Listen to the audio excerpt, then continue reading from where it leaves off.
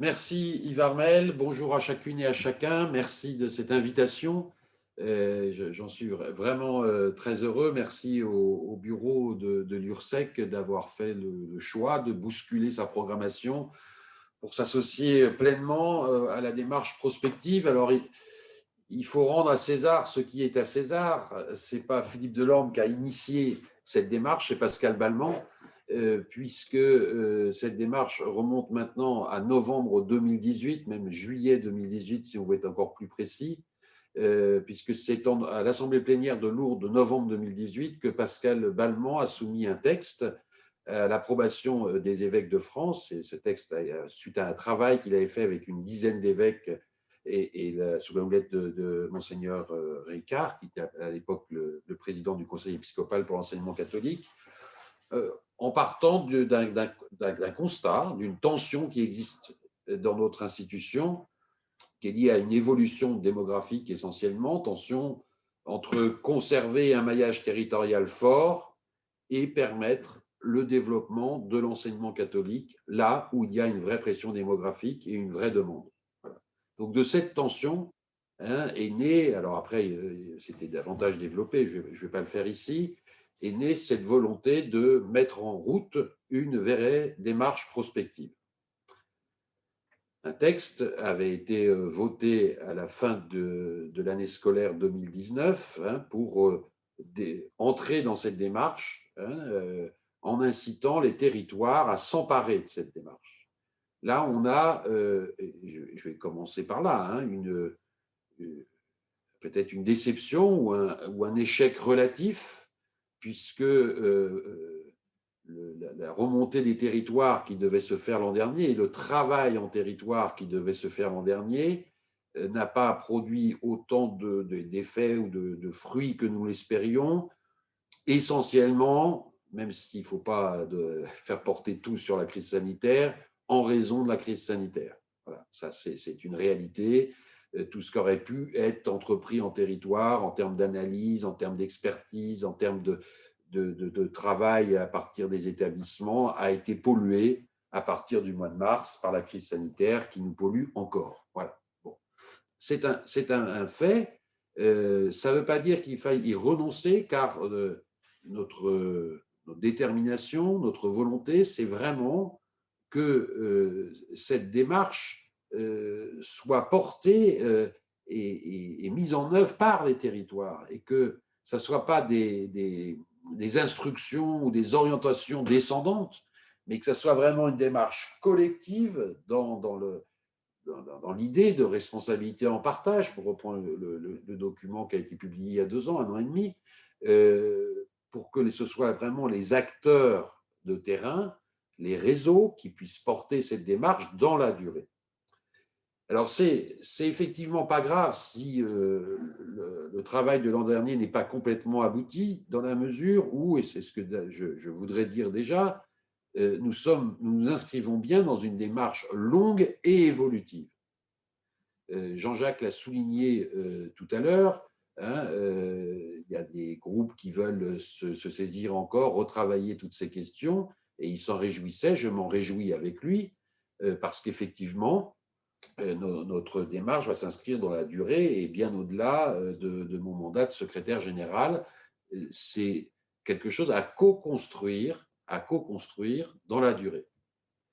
D'où d'ailleurs une tension permanente pour nous, pour chacun d'entre nous, entre l'urgence de prendre des décisions, parce qu'on voit bien que le monde évolue vite, et pas simplement d'un point de vue démographique, et bien inscrire ça dans la durée pour éviter d'avoir comme ça des espèces de décisions bloquantes qu'il faudrait très vite mettre en œuvre avec un calendrier de mise en œuvre qui n'est pas forcément souhaitable. Ce sont bien des décisions que nous aurons à prendre, mais qui s'inscrivent dans la durée pour leur mise en œuvre. Voilà. Ça, c'est un préalable qu'il faut bien comprendre et bien, voilà, si on veut que les acteurs puissent vraiment s'emparer de cette démarche. Il y a dans le petit sondage qui nous était présenté par Yves Armel tout à l'heure, 2 questions qui m'ont particulièrement intéressé ou interpellé. Une première que j'ai j'ai trouvé très intéressante sur oser de nouvelles formes éducatives, le moment historique, hein, je n'ai plus le terme exact, je n'ai pas sous les yeux, mais hein, est-ce que ce n'est pas un moment particulier pour oser de nouvelles formes éducatives? Là, je crois que c'est quelque chose de très, très fort et très, très important.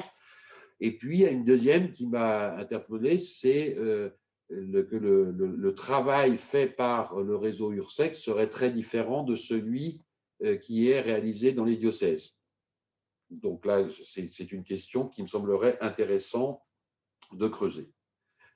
Tout ça pour dire quand même que cette démarche, qui effectivement a connu un coup d'accélérateur depuis septembre, c'est vrai, hein, ne doit pas être subie, mais vraiment doit être prise comme une véritable chance, une belle opportunité pour se redire hein, qui nous sommes, pour mieux répondre à la mission qui nous a été confiée par l'Église pour l'éducation et la formation des jeunes.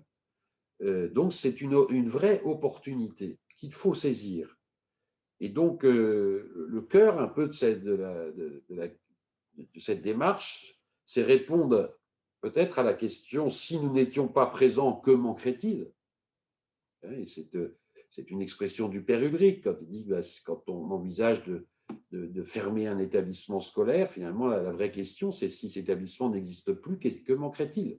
Que manquerait-il? Et pourquoi en deux mots, et pour qui hein, l'enseignement catholique est-il nécessaire aujourd'hui? Dans un contexte d'une société sécularisée où les catholiques ne sont plus majoritaires.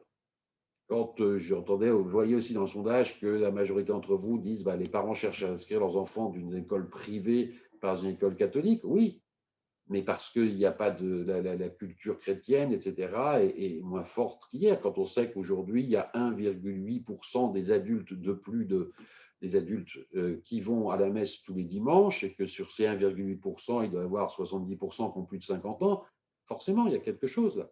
Faut accepter, on vit aujourd'hui dans une société sécularisée où les catholiques ne sont plus majoritaires, au moins dans le... Voilà. Alors face à ça, c'est vrai qu'il y a peut-être deux tendances qui peuvent être dangereuses, me semble-t-il. Une forme de repli communautaire, dénoncé par le pape dans Christus Vivit, hein, où il parle d'établissement d'écoles catholiques transformées en bunkers pour se protéger du monde extérieur. Et on voit bien que cette tendance peut exister aujourd'hui dans l'enseignement catholique français, ou à l'opposé, une perte d'identité, puisque finalement, les élèves qui nous sont confiés sont plus trop cathos, etc. On s'adapte en quelque sorte à notre monde en renonçant à ce que nous sommes. Voilà. Ces deux excès, ces deux tendances existent et doivent nous interroger. Mais c'est une réalité, ça peut exister chez nous, et il faut, je pense, vraiment lutter contre ça, parce que je suis convaincu, avec vous, hein, que l'accueil de tous, une plus grande mixité sociale, scolaire, religieuse, culturelle, dans nos établissements, est une chance pour chacun. Ça, j'en suis intimement convaincu, et quelles que soient les orientations qui seront prises dans le cadre de cette démarche prospective, ce sont des éléments qui sont au cœur de notre mission et sur lesquels nous ne pouvons pas, qu'on ne peut pas remettre en cause. L'accueil de tous, on ne peut pas remettre en cause l'accueil de tous. Une plus grande mixité sociale, culturelle, religieuse dans nos établissements, ce n'est pas quelque chose à remettre en cause. Et aujourd'hui, je crois fermement, fortement, que l'école catholique a un rôle particulier à jouer dans une société qui est un peu déboussolée sur ces questions-là, et comme on a pu l'entendre à l'occasion des débats parlementaires sur le vote confortant les principes de la République. Donc on voit bien que là, pour moi, il y a vraiment quelque chose de fondamental, et qu'on ne peut pas envisager de vivre réellement l'accueil de tous si notre offre de formation n'est pas réellement diversifiée. Donc un autre point qui me semble incontournable dans cette démarche, c'est de veiller à la diversification ou la diversité de notre offre de formation, en ayant bien entendu une attention peut-être particulière aux formations professionnelles, en direction des formations professionnelles, qu'elles soient par voie scolaire ou par apprentissage. Parce que La voie générale, on sait la développer, c'est sans doute plus facile à développer ou à maintenir. Mais ça, c'est très important. Et puis, je pense évidemment aussi à l'accueil des enfants en situation de handicap, hein, pour lesquels nous devons toujours avoir une vigilance particulière. C'est l'Évangile qui nous invite à tout cela. Donc, il s'agit bien d'avoir une vision et un projet pour orienter en quelque sorte l'action. Donc, où en sommes-nous aujourd'hui et où allons-nous demain? Aujourd'hui, Jean-Jacques l'a rappelé rapidement, il y a eu un séminaire un peu fondamental à Valpré, où on avait volontairement invité des personnes qui étaient un peu en décalage avec l'enseignement, hein. Il y avait des grands banquiers, il y avait des universitaires, il y avait voilà, des sociologues, des politiques, voilà. Une volonté d'ouvrir largement, et donc ont participé à ce séminaire les directeurs diocésains, le représentant de l'URSSEC, la FNOGEC, etc., une partie de la Sainte Famille, si j'ose dire. Ça a permis de produire plein de choses, de bousculer, et c'était le but, c'est-à-dire osons être bousculés, osons repenser la façon dont nous exerçons notre mission. Donc, je passe sur un certain nombre d'étapes. Il y a un certain nombre d'acteurs qui se sont mis en marche, si j'ose dire. On avait un certain nombre de contributions qui sont arrivées. Les directeurs de César ont retravaillé tout ça. Vous avez travaillé, etc. Et le travail continue. Mais en parallèle, avec tous les matériaux dont on dispose déjà, qui ne demandent qu'à être enrichis au fur et à mesure, hein, nous avons sollicité 4 personnes, pas pour pas par rapport à leur statut d'enseignement catholique, mais par rapport à ce qu'on pensait qu'ils puissent nous apporter dans leur réflexion, dans leur analyse, etc. Et donc là, il n'y a pas eu une recherche d'équilibre, et ils représentent qu'eux-mêmes, ils ne représentent absolument pas. Il y a un chef d'établissement, Louis Lourme, il y a un directeur d'ISFEC, Mathieu Pommiez, il y a un directeur diocésain, Laurent de Beaucoudray, et il y a, j'ai perdu, et un professeur de philosophie et aussi membre de la direction diocésaine de Versailles, Jean Caron. Voilà. Donc ces 4 personnes, on leur a donné les matériaux, on leur a demandé de les lire et de réagir. Et on a appelé ça un conseil d'analyse et de synthèse.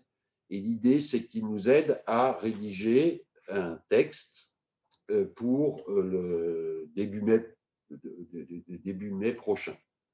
Alors ce texte, j'en dis un tout petit mot, ce ne sera pas un texte habituel de l'enseignement catholique, très normé, avec des décisions très carrées, etc. Nous nous orientons plutôt vers un envoi, un texte qui propose de marcher ensemble sur un chemin. Un texte qui touche, je dirais, les cœurs de chacun au sein d'un établissement, comme au niveau de responsables congréganistes ou de directeurs diocésains, etc. Donc un texte qui envoie, qui accompagne avec des orientations qui déjà ressortent et qui vont être approfondies sur les questions de solidarité, etc., de gouvernance. Enfin, il y a plein de questions qui sont à travailler, et avec la volonté aussi de veiller à ce que dans la mise en œuvre de tout cela, toutes les catégories, on va dire, composant nos comités éducatifs soient bien investies dans cette démarche. Et nous pensons particulièrement à 2 catégories qui sont aujourd'hui pas très sollicitées. Une, ça aurait pu l'être par l'intermédiaire des OS, les enseignants et les personnels. Et la deuxième, qui me tient particulièrement à cœur, les jeunes. Voilà. Donc ça, on retravaillera là-dessus. Donc l'idée, c'est bien que tout le monde continue à travailler, vous comme les autres, en diocèse, en établissement, etc.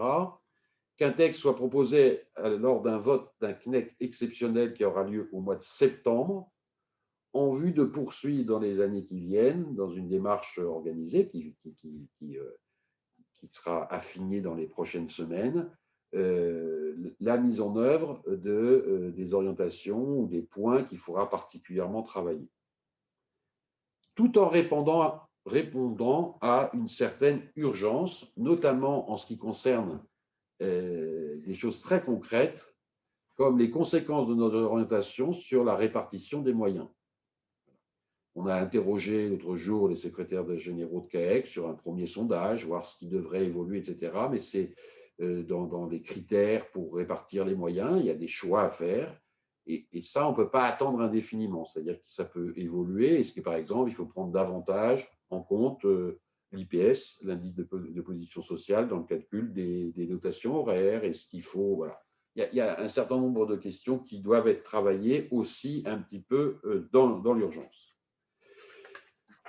Je terminerai, parce que j'ai déjà dépassé de 23 secondes le temps qui m'était imparti, et on y reviendra sans doute cet après-midi, c'est ça que je ne vais pas m'étendre là-dessus, mais que de l'attention, TEN-SIONS, hein, ou de N, est née des tensions, hein, où sont apparues des tensions nouvelles.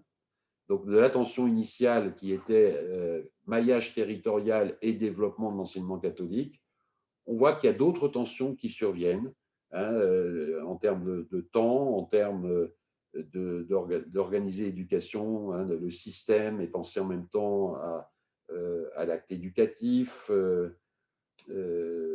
comment l'héritage, l'identité du comment gras-t-il. Enfin, voilà. On a un certain nombre de tensions qui apparaissent et qui méritent d'être encore approfondies et analysées, mais qui sont, à mon avis, qui vont porter du fruit, quoi. Ce sont des tensions, je dirais, positives, hein, qui vont nous aider à avancer. Voilà, donc pour terminer, je voudrais juste vous dire deux choses. La première, c'est qu'évidemment, l'implication des congrégations est absolument indispensable. Et la deuxième aussi, que je voudrais partager avec vous, un point d'attention, c'est que l'évolution de tout cela ne sera possible que si aussi chaque acteur a un réel souci du bien commun et est prêt à renoncer aussi à certaines choses. C'est-à-dire qu'on ne pourra envisager une vraie évolution, hein, de notre enseignement catholique que si chacun accepte de voir d'abord l'autre, en quelque sorte. C'est le travail qu'on a essayé de faire aussi avec les directeurs diocésains, c'est de mélanger un travail en région, mais interrégion, avec des régions très, très opposées. Est-ce qu'on s'aperçoit que bien souvent, on connaît bien son diocèse, on connaît bien sa région. Au-delà de la région, on n'a pas forcément une vraie connaissance, hein, de la situation de notre voisin.